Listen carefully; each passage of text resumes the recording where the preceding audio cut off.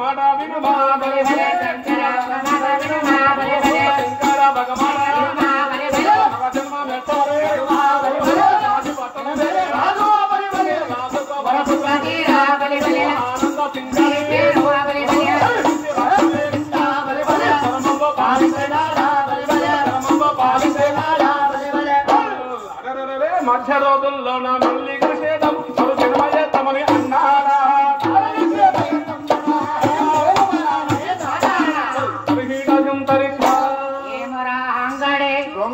శంకరుని పిలుచుకొని రూపం మొదలు మన్నాడా నారాయణుండో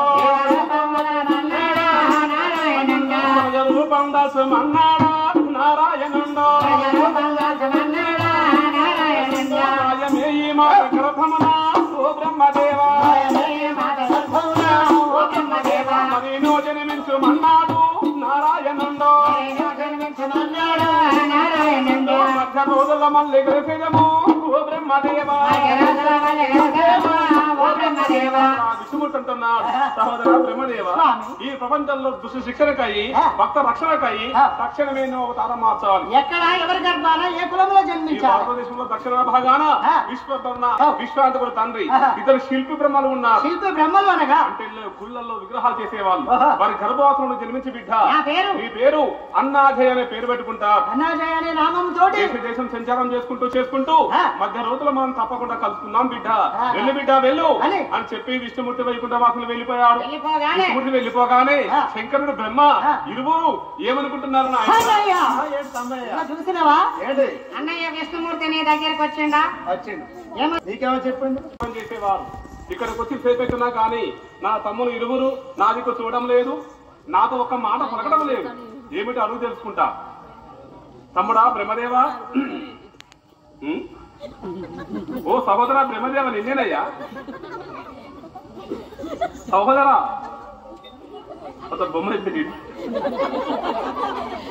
సహోదరా నిన్నే లేదు. సహోదరా శంకర ఒక్క మాట నాతో మాట్లాడవా బిడ్డ? ఎందుకు మాట్లాడవు బిడ్డ? ఏమిటి నువ్వు నాతో మాట్లాడితే వీడిని పీక కొడుతున్నాడా? ఏ సహోదర బ్రహ్మదేవ నిన్నే. సహోదర నిన్నేనయ్యా.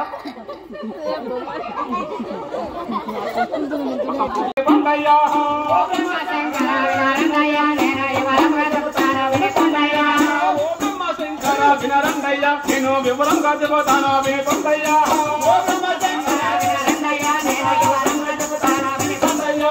ప్రపంచమందున బ్రహ్మాండ పురములు ప్రాకృతంబకు జనమవుతానయ్యా.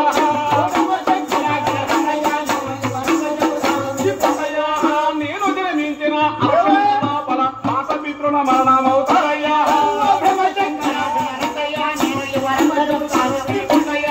నేను జన్మించిన పల మాసపితృల మరణమవుతారయ్యా.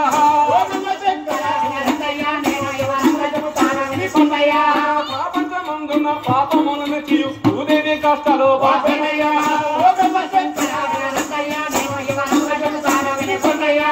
ఇది కొన్ని రోజులు గడిచిన పిమ్మట మధ్య రోజుల మళ్ళీ కలిసిమయ్యా.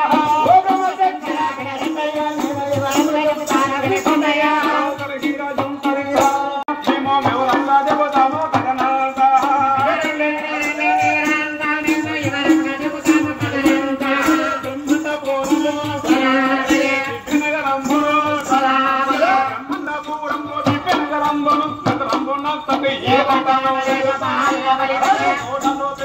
వినరండి చాలా నీటైన బంగ్లాలో తెలియండి.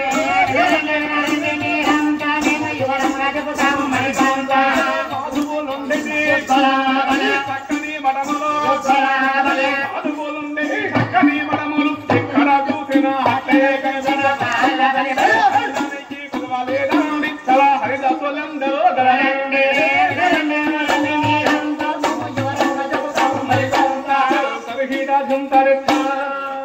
ఆ బ్రహ్మాండ నగరము కూడా ఈ విధంగా ఉన్నది.